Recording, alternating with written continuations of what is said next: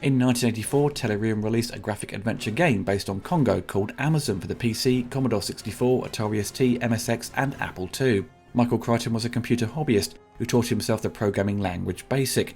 In the early 80s, he and two other programmers developed an Apple II graphic adventure game based on Crichton's novel Congo. Crichton did not realise, however, that he had already sold all the adaptation rights to Congo to another party. The team revised the game, moving the setting from Africa to South America, and changing a diamond mine to an emerald mine, and Amy became a talking parrot.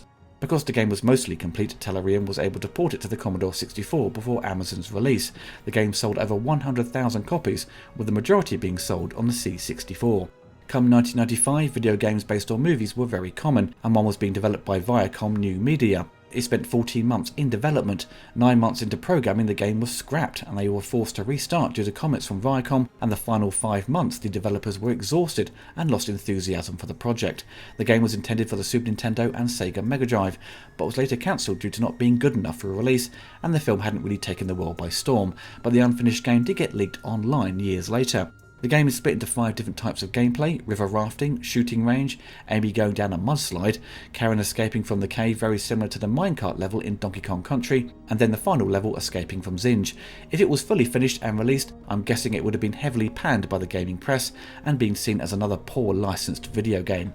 At the same time, a game was being produced for the newly released Sega Saturn titled Congo the Movie, The Lost City of Zinj, and was released in 1996 only in the USA. The game uses elements of the film to tell a side story following the exploits of the only survivor of the first Travicom expedition, making use of FMV sequences.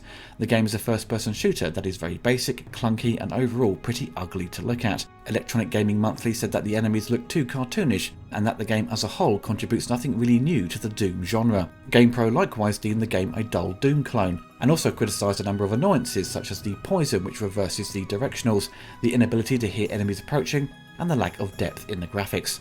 For the PC and Macintosh, Congo the Movie Descent into Zinj was released around the same time and was a point-and-click adventure game featuring FMV cutscenes to play out the story, and the performances are surprisingly good, though not featuring the actors from the film.